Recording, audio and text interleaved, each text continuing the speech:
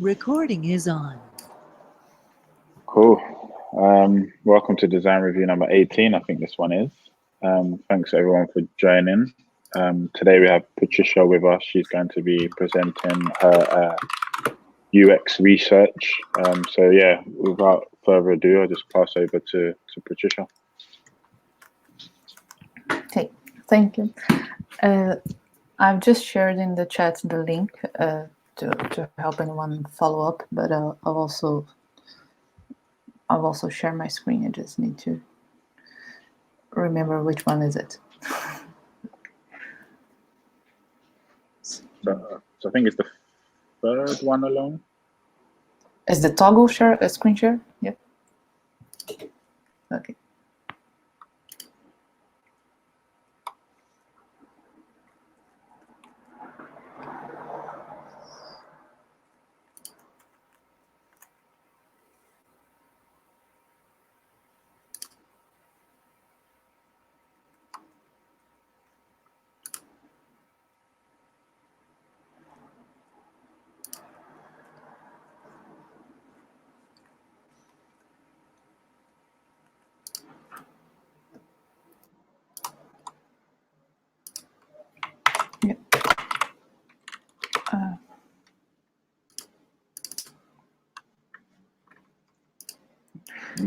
I'll go.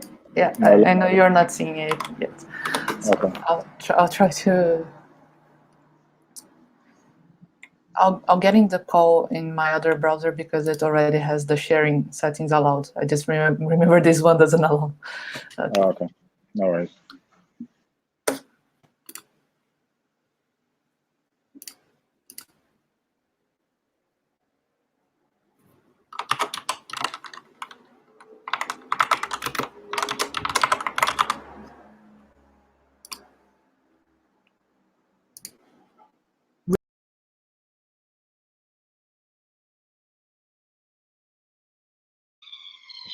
She just disappeared on us. No, she's there. Oh, she? Oh, okay. She joined in the other browser. Yeah. Oh, I see. All right, cool. I think you might be muted though. Yes, I was. All right, cool.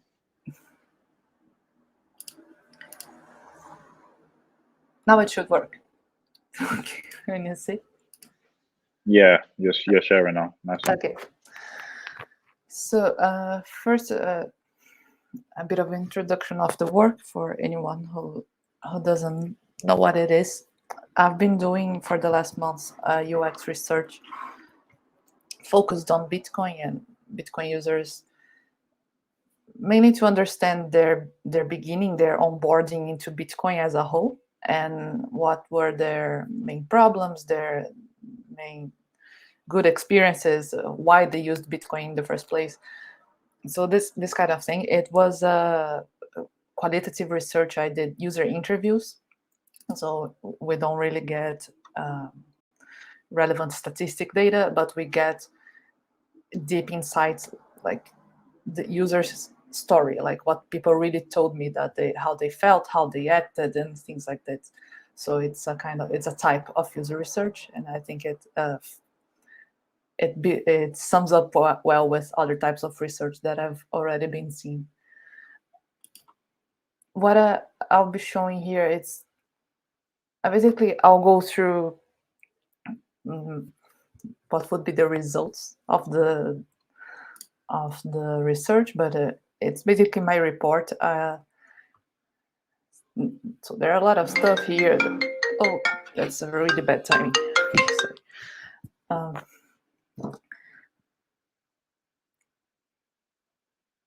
Yeah, so here we have a lot of things for people to go through when they want to learn more about this research. So yeah, I talk about the methodology, why I chose the stuff that I chose, why I did the stuff that I did. So it's basically foundation for people to understand the research.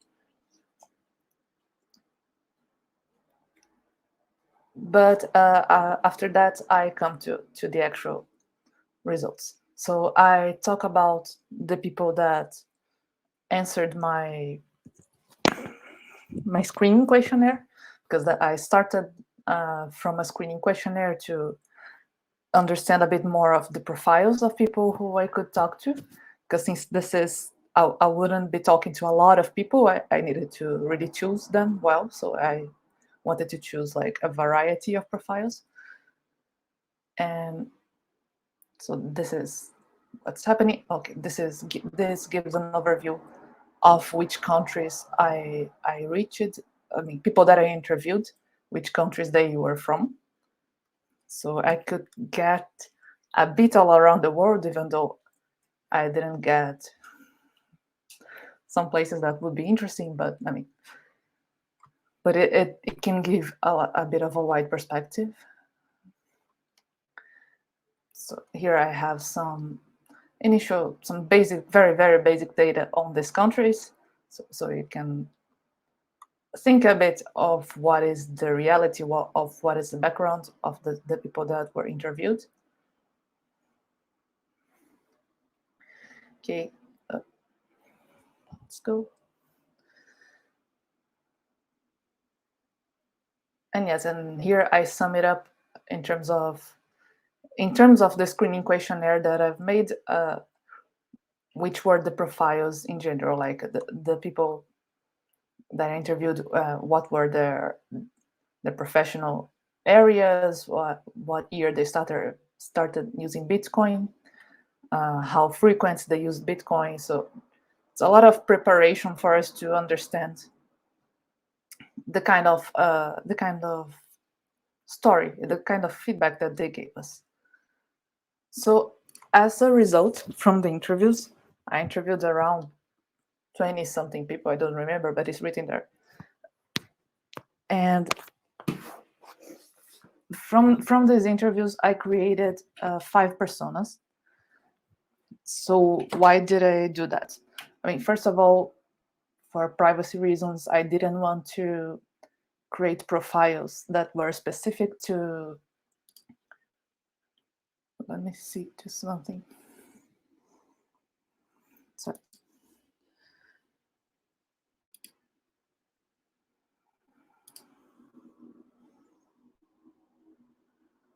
Okay, no, I was just seeing there were a lot of message sounds. I didn't know if people were still hearing me. So as I said, for privacy reasons, I didn't want to disclose like who were these people or create a profile for them specifically. So I mixed and matched a lot of the information that I got from interviews into these 5 personas. And why 5 exactly? It was a personal choice, but a personal choice based on the fact that I think if we get too many personas, we spread too thin. I mean, it's hard to kind of focus on someone when you're designing. So if we were like talking in a company or for a very, very specific product, I would go with max 3. I'm doing 5 because it's Bitcoin and it's a world. it's very wide and a lot of people. So I try to create as different profiles as I could, everything based on what people actually told me. So I won't go into details here for each of these personas, but so basically I have a persona that is like, it's someone that really had a need for Bitcoin and that overcame all of the possible technical challenges because they had this motivation. So they were like, okay, is it hard to learn Bitcoin? No, not for me, because I need this and I'm going to learn it. So it's someone that is very motivated, even though they weren't exactly technical. And just one note. So for the moment, this is on GitHub for me to make it easier to publish and share right away. But I will better organize this in my website, so it's a bit better to read. And here, for each persona, I've created a kind of a journey for them. We don't. Okay, this is very bad to go through right now, but so basically, trying to pinpoint the highest moments, the what were their usage, trying to really put it into a format that we could compare to the other personas as well. And so that's it. So like another persona is someone who got into Bitcoin because they were interested in the investment value of it. Like this wasn't someone who had an urgent need, but they started having such a trust relationship with Bitcoin that now they don't trust anything else. And it's also very interesting for this. Again, it follows the same structure, everything, telling a bit of this person's story about how was their experience and adding their user journey. The next persona, it's like the Bitcoin nerd that I call, but in a positive sense. It's the person that actually works with Bitcoin. It's the programmer, and in this case, is like a very young person who just started their career and their financial life with Bitcoin, which is interesting in both senses. So this is someone who actually used Bitcoin before using a bank, or at least before having her own bank account. So she has a completely different perspective on what is hard and what is not.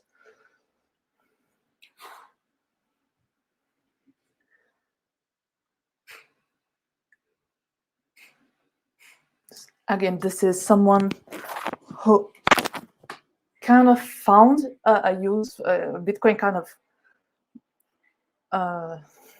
yeah, I don't know how to say this, but it kind of fell into their lap, and they really saw a value because they already had an issue.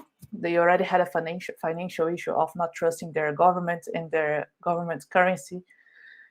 So when Bitcoin entered their lives, it was kind of messy because they weren't technical, but in the end, it's again something that now they trust a lot and that they don't trade it for any fiat.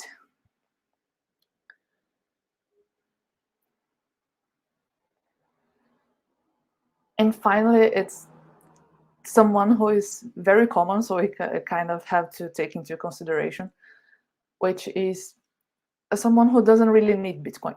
They might even find it amusing. They might have read about it, but they are like, I already have everything that I need with my current services.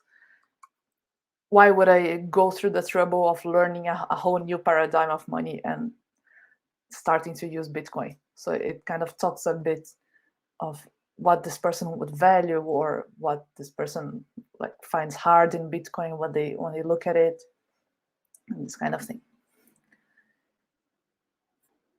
So after that, I mean, I think for designers it's not really necessary, but since I wanted to make this useful for as many people as possible, I talk a little bit about how to interpret user personas and how to use them if you're building a new product.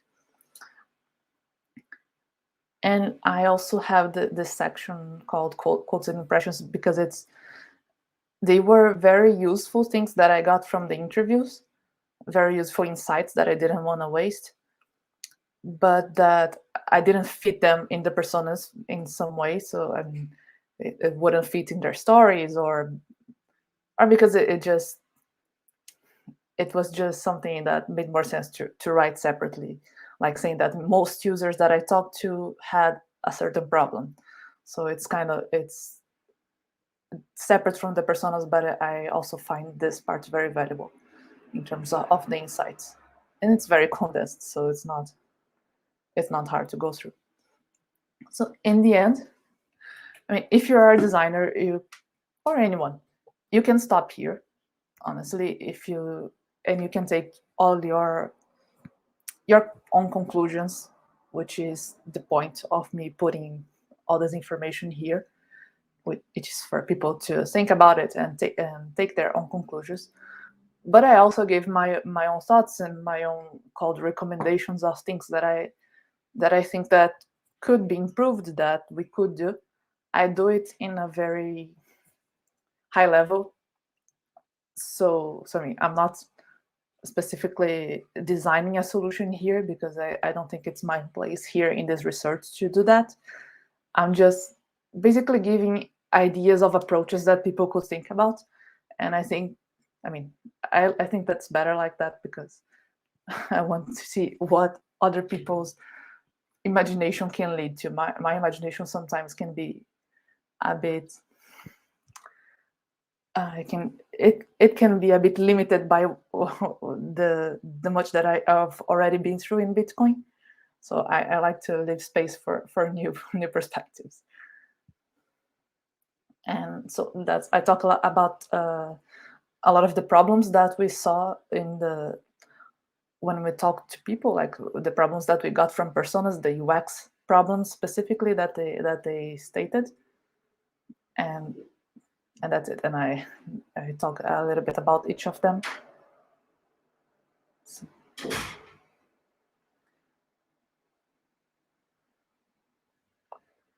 yeah. And finally, at the end, I talk a bit about not really the UX problems, but the positive experiences that people had, and that's also interesting to take a look at. Like, how is Bitcoin working at the moment? What is it good at the moment, and that people already perceive it? So it's also good to know which use cases are being successful. And I don't know if I could, if I could make myself clear in general for the very high level, but that's essentially it. I don't know if I should ask for specific feedback or if you want to talk about whatever. Yeah, feel free to stop sharing. But thank you for sharing it, and thank you for putting it on GitHub so it's like accessible. This kind of without you needing to polish it up or present it in a different way. So thanks for making it accessible so straight away. I guess if you're comfortable at this point, we can kind of open up for questions and stuff. Yes, of course. If you could, there was one thing I was wondering if you could add on to if you were just talking is about what you. So this project is kind of over. You've delivered report in a way for you. So what would you like to do next? What would you like to happen with this? What would you like to see the impact to be, or anything that? Because I'm sure this was a huge chunk of work, and you don't just. I mean, that's how I feel about project. I don't want to just forget about it and do something else, right? You kind of want things to live on. I'm just curious if you have what your thoughts are on it. Oh, I think the purpose that I expect from this work is for it to be a resource and to be always there, like for people who are building on top of Bitcoin.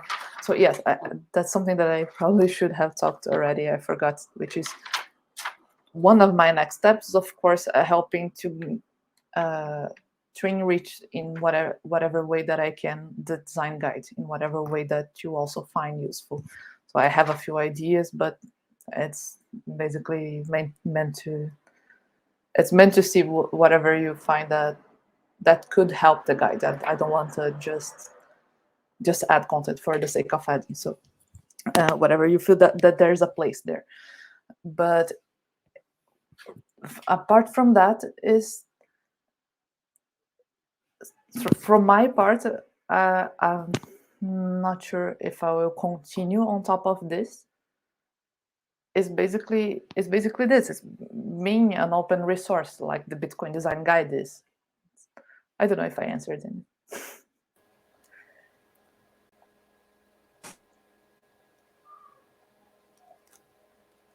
Yeah, that answers it. So it's a little bit of a mix of you want to make it available, but it sounds like you also want see a community response to it, and if somebody wants to make it into something different or integrate it in the guide or something else, that they're open to do that. Like it doesn't become your thing anymore. It becomes everybody's.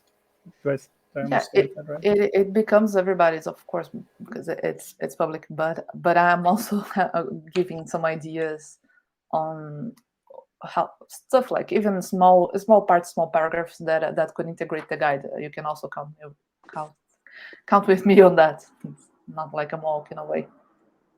I think something that would be by the way, like awesome work on this is it's really great to see more research and especially the type you did with the personas. I haven't gone through it completely as yet though.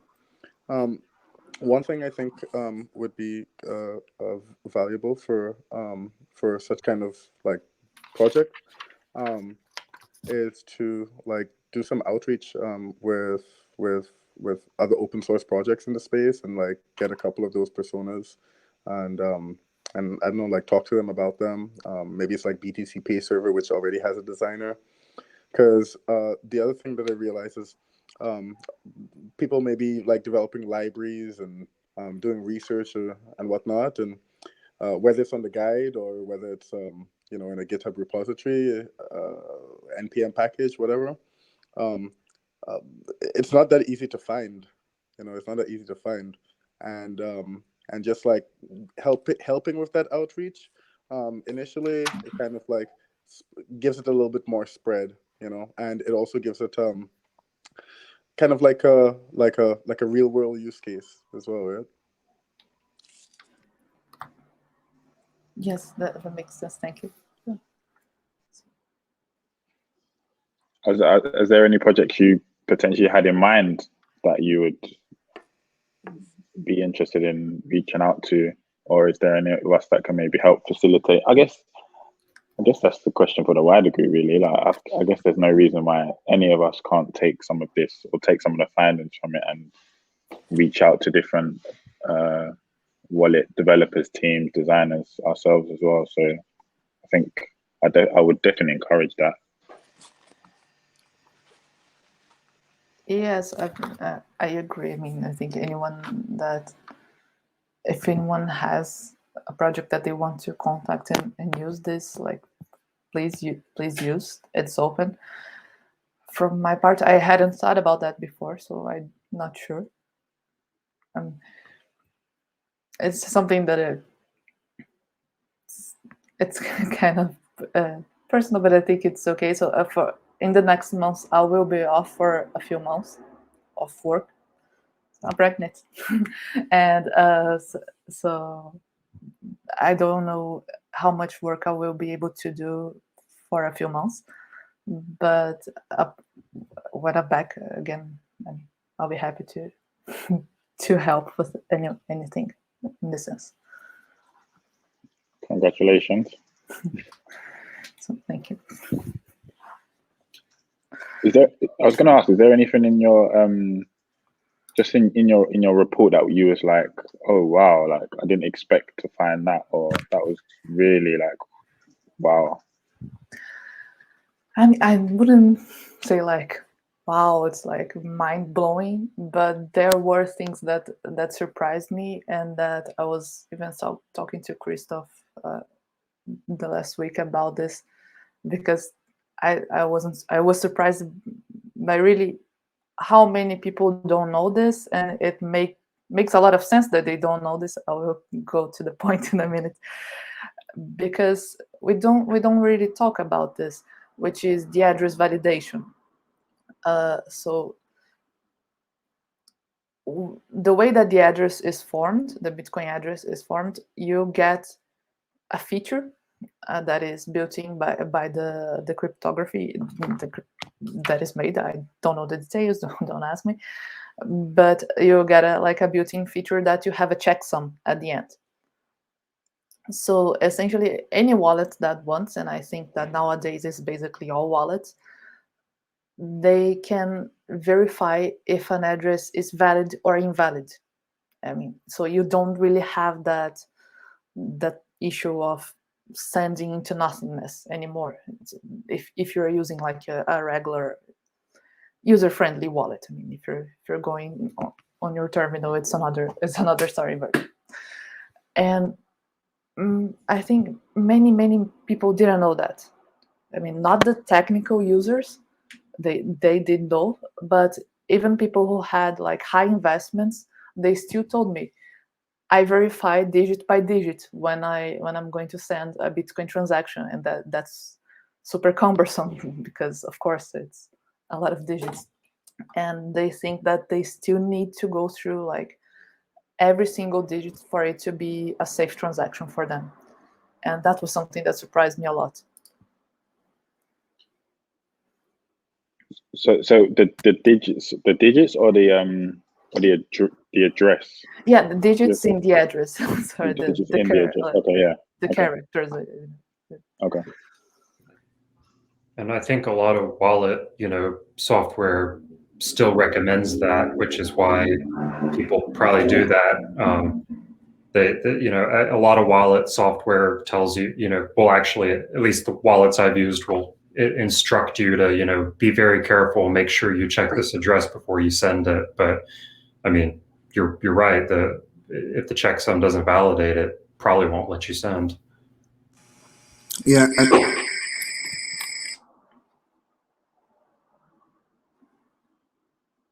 Sorry about that, guys.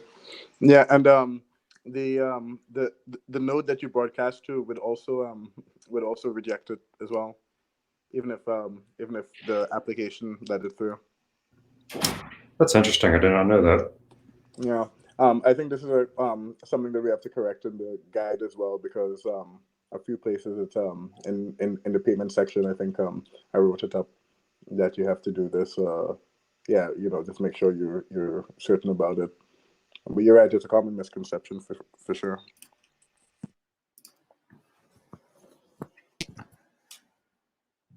Now, another thing that it didn't surprise me, because it's actually a problem that I've already had as well.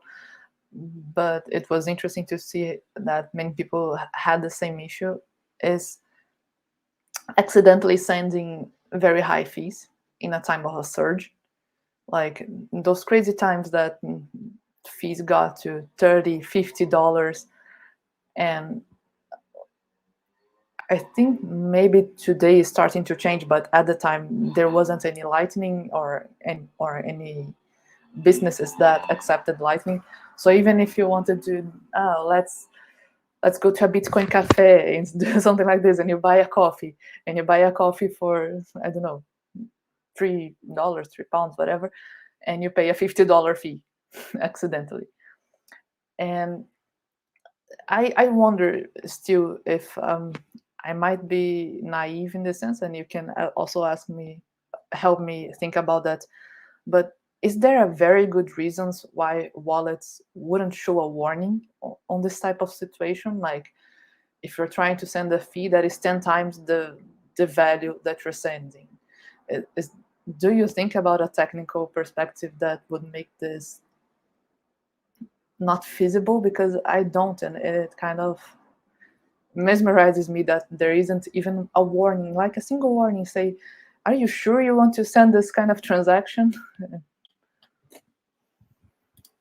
Maybe they think it would discourage people from using their product. Like the first time a user gets like a warning like that and they're like maybe new, maybe they would just be like, oh, I don't want a $50 fee, even though it changes. Maybe if I was like someone developing, I would be like, oh wait, people aren't going to use our product if they get turned off or they think there's a negative experience.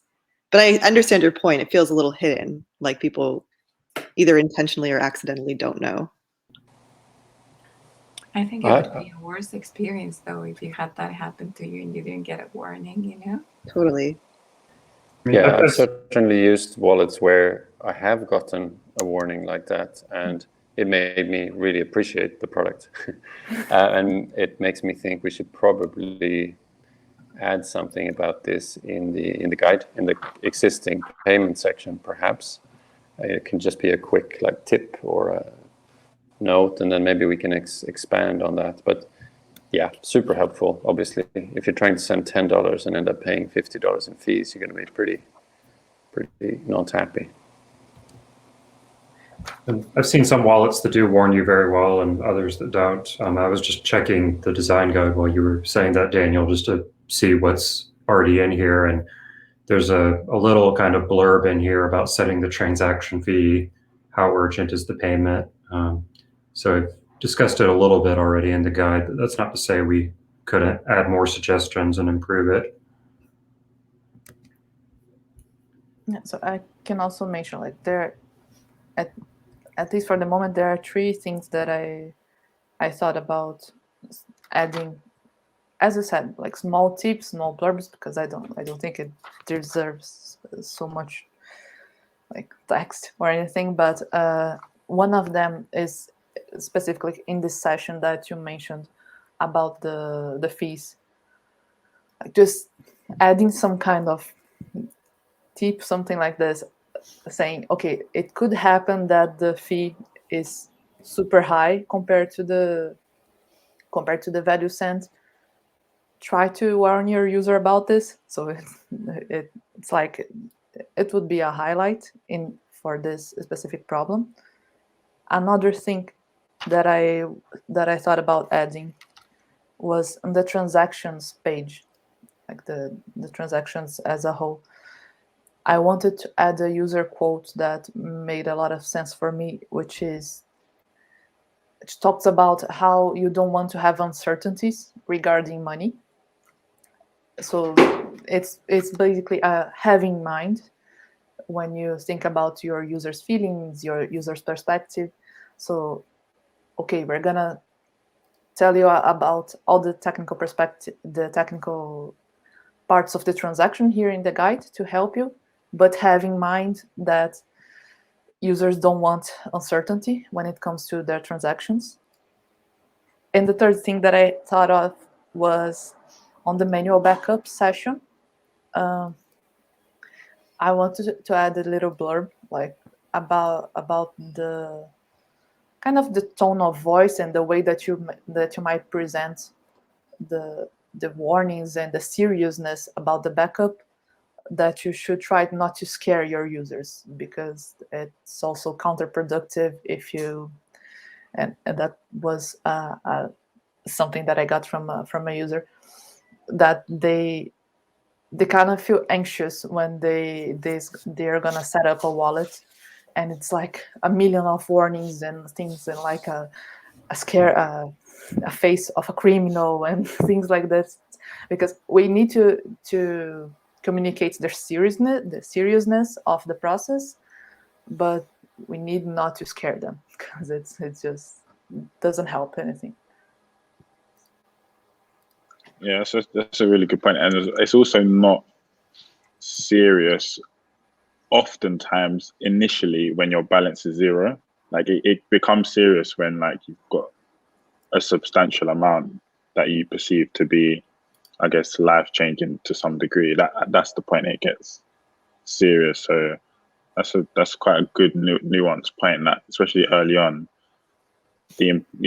advocating for like the importance of it, but not frightening people. Because I've been in situations where like I've got people to write down their seed phrases, and you can just see like the fear in there. I think you had a quote here. Someone said writing it down felt clandestine. Yes. Clandestine. I don't even know what that means. That means like secret or something, doesn't it? Clandestine? I don't even know what that means. That might not be a word in English. I don't know. It's English. Clandestine. It's English. Okay. Secret. Yeah. Okay, secret. Okay, yeah. It's a little bit like outside of the law, isn't it? Yeah, it's more like this. It's a bit criminal in a sense. Right. Yeah. And yes, and it was actually a technical user who said that, which was very interesting. So. And well, I should congratulations first before I say anything else. I haven't looked through everything deeply that you have, but so far what I've seen, I like some of the examples that you have, and I think some of those could apply to the UX and to like a specific UX examples, maybe for different user personas. But something that I was wondering about is you make this distinction between people who are very motivated and have a need to use Bitcoin, where all of the obstacles that other people think about are kind of removed because you need it, versus the people who are used to having kind of more privilege and are less likely to adopt Bitcoin. Are there certain things that you think may help the second group, like the group that isn't in a big need of Bitcoin. And well, and that also, I don't know, that also makes me think of what the other group should get, to make it easier. But the main question is like, what do you think could help the people who may not see the need? So I think, my answer for that is people will not use something that they don't have a reason to use. So that's what we can think of, is making it easy enough or making it friendly enough that people will use for other reasons, even if they aren't reasons that are critical for their survival or things like that. I mean, for once there is a user, one of the personas he used it for investment. So he didn't urgently need it, but he had a use case for it. And many other people could use for that use case if it was easier. And I mean, for them personally, they wouldn't have to overcome so many barriers. I don't know if I'm getting somewhere here or if I'm just rambling. But essentially, I don't think we can get over the fact that people need a use case.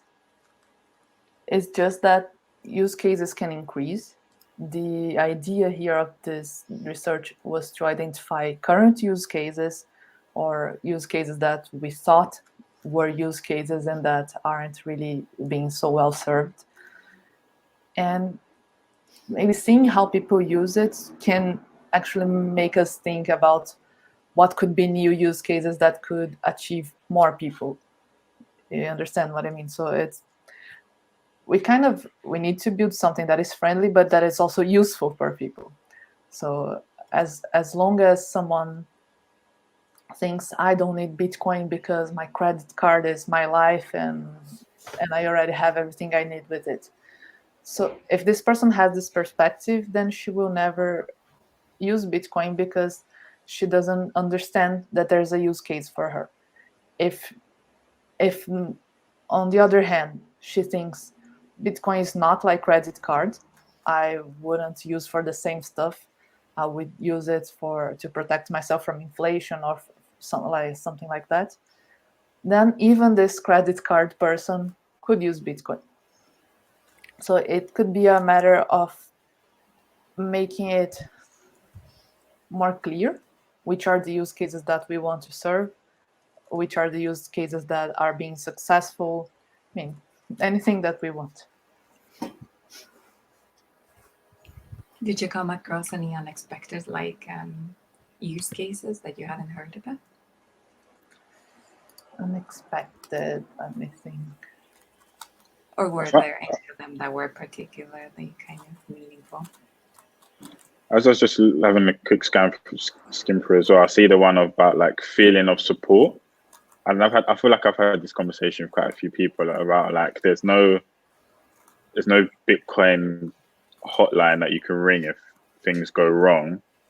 And interestingly, there's an exchange bought Bitcoin in Canada who have just announced they've acquired a team to come in-house, I believe, to help solve that problem a little bit by providing like that kind of customer support for anyone who's doing self-custody actually. So that's quite interesting. I'll post a link in the chat. I don't know like what it looks like from like a business model point of view, but it's quite interesting. I wonder if there will also be some people who can guide people to become sort of the Uncle Jim, as they say, If you don't have an Uncle Jim, then how do you become one? And how do you get one to be part of your community?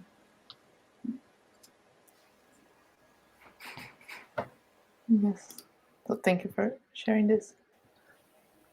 I just wanted to say one. Okay. So the last few weeks, I worked on the research references page, reading through a ton of Bitcoin UX research out there and trying to summarize stuff. And I felt a lot of it was overly academic and just very hard to. It took a lot of effort to read through it and make sense of it. So Patricia, I really appreciate your research because it's very clear, easy to read, and I think you did a really good job at building empathy. But like even if you don't need a persona at the moment, it's still a really good thing to read because it does a very good job at putting you in those people's shoes and understanding. Like afterwards, you kind of think like, oh, this is. You kind of feel like you know that person a little bit, right? So it's not so abstract. It's not just about 34% do this or so, but you have people in your head, and I think that's an important thing for design. Thank you. I'm glad you feel like that. I really appreciate the value of quantitative research because it's super valuable, but it was exactly because of this that I chose to do the other part, because there were already some very good research that were quantitative, so I wanted to give a bit more of a qualitative perspective. So yeah, I'm good. Yeah, and if you think about what makes people trust a product, then I think you need to look at it from the perspective what trust means to people, why people in different scenarios, countries, certain backgrounds, different expectations, why they might trust something or not. And that's a people thing. That's not a numbers thing. Yeah, so that's great. One thing that I wanted to leave for you guys to think about, don't need to say anything at the moment, is if you think it's useful, if you think that it is a place to have the personas in the guide, or if you'd rather just have like the research as a reference. You're asking us what we would prefer? Or Yes. Oh, okay. Okay. So just to think about it, or do you want some answers? I mean, we just want to be helpful. If you have answers, you can give me answers, but I don't want to pressure you because I know many people didn't even have time to read through it. So you can just say later on when you have more of an opinion on it. So anything, whatever you like. I think this kind of research can be like replicated in like different fields, different applications, being made more specific and whatnot. So I personally would love to see like a open research repository in the like on Bitcoin.design. I guess the biggest question I would have is it something for the guide section, because we're kind of like putting a bunch of content within /guide, and it's more of like a resource, right? So perhaps like I suggested this to Christoph. He said he didn't like it though, but research dot or Bitcoin design /research, where we could just like have like specific templates for that research repository, because I think at that point it gets like, yeah, the resources section on the guide, like, is it really a guide at that point?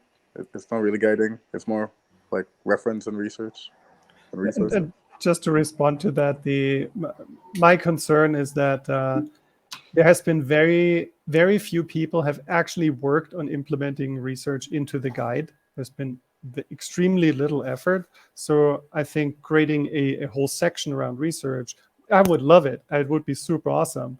But like somebody needs to do it, right? There needs to be, it can't be just one project. Otherwise, it's not a real research section. There needs to be, right? There's a momentum there. Yeah, I agree with that also. But I'm all for having it on the website and eventually having a research repository, because I think that's it's gonna be really cool to have this like all under Bitcoin.design. And it's an open community, so you can make it happen. Let's go. Ignore what I say. Do it. Just do the thing. Do the thing.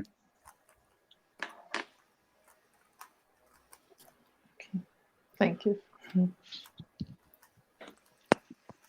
On the comment earlier as well, I don't think there's I don't know if it's controversial to say, but I think everyone needs Bitcoin to some degree, even if they perhaps don't know it just yet. That's my personal opinion.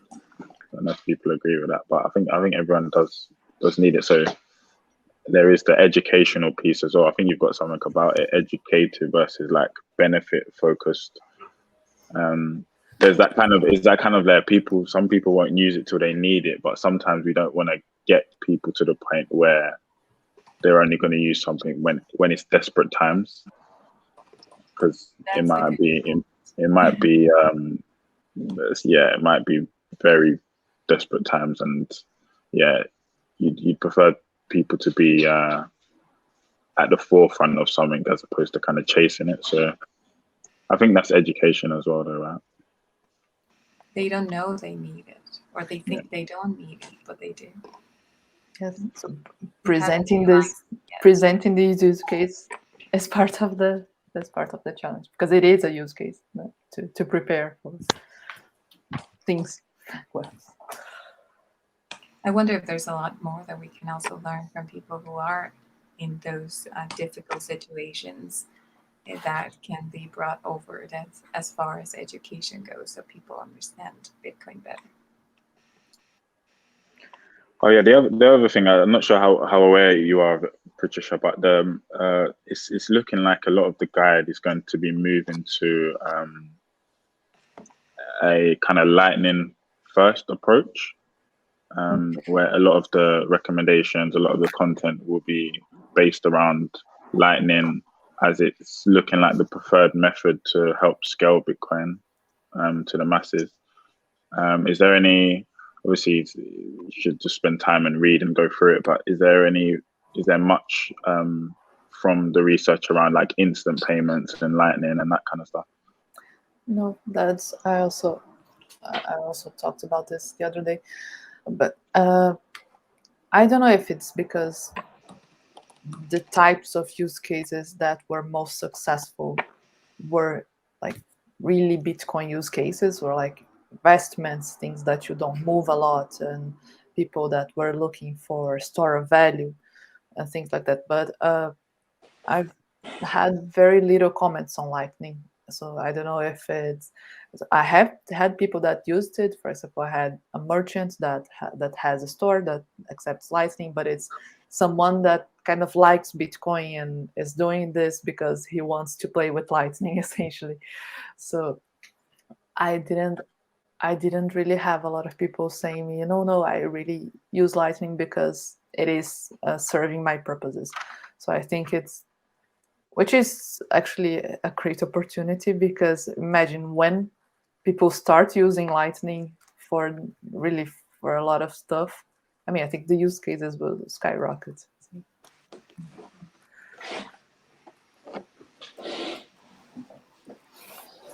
But this is the current state. Yeah. I just wanted to say this was really good and quite the read, but I think the biggest thing I appreciate or took out of it was, I think it creates a lot of relevance for people. Christoph kind of pointed out the connecting the dots aspect, but I think this research will hopefully help people at least question the role of Bitcoin in their life, and if they do need it and why they need it. So creating like research that makes people think critically is so important, and I really think that you nailed that. So good job on this. Thank you.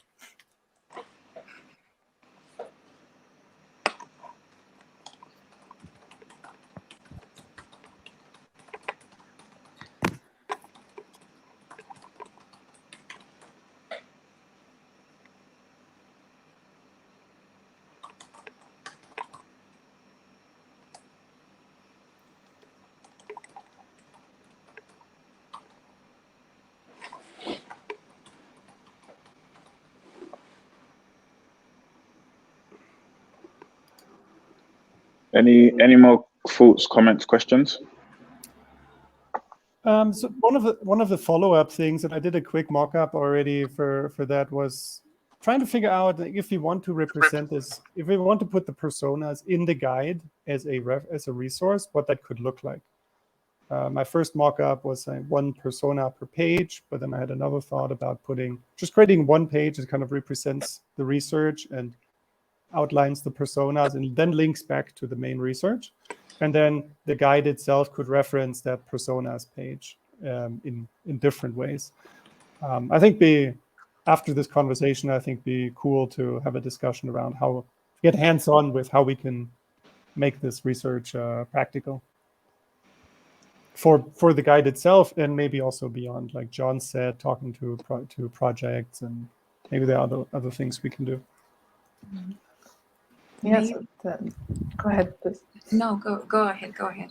No, I was just gonna say that's part of why I was asking, like, for everyone, if they think that is useful to have these personas there, because otherwise we can just link them or do something that is less prominent. Because I know the guide has a lot of content, but at the same time it's very concise for the amount of content that surrounds Bitcoin. So I don't know if this is something that we want to add so much. So it's basically why I asked.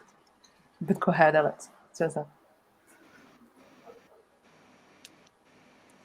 I don't know. In some ways, I think people could benefit from reading more depth into your research. But there could also be a way of kind of integrating little bits and pieces into the guide. Maybe there could be like a sort of, and I know there's a little bit of this already, like on onboarding, like motivations and pain points. Maybe that would be one way to kind of think about how it affects people and have this thing that integrates into some of the content. Yes, that's the other proposal that I had, which was what I was talking about, adding a little tip here, a little blurb there, of the type of insights that I got from the research, like the thing about not making the backup scary. So I could add a tip about that on the manual backup section. So I think this kind of approach could also be useful, and if you think that the research part should be something separate, then we'll leave the personas out. But it's really up to the community in the sense. I don't want to dictate stuff.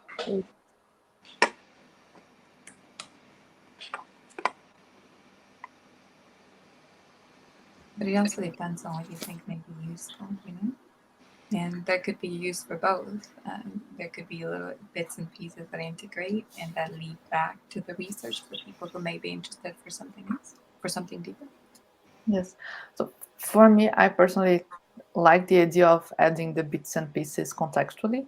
So I think that's one of the most useful parts. I find the personas very interesting, but I don't know.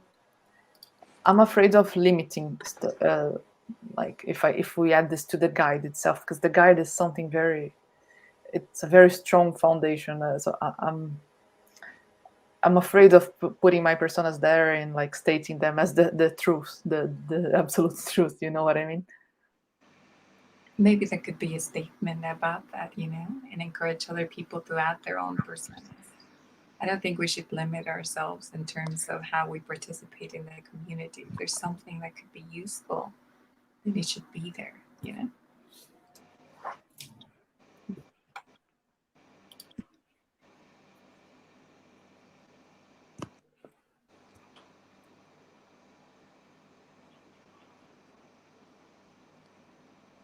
Cool. So I do have a hard stop actually at 6. So there's no other questions and thoughts. I think we can probably stop it there. Of course, you can always continue the conversation after. But thank you again, Patricia. Amazing work. Hopefully, we can find really good ways to integrate the work into the guide or in some other way. And I do see this one definitely being like a long-lasting piece of work that many of us can use in our different teams, and reach out to different teams as well to make them aware of this as well. I think we've got a responsibility to try and do that as well. So good job.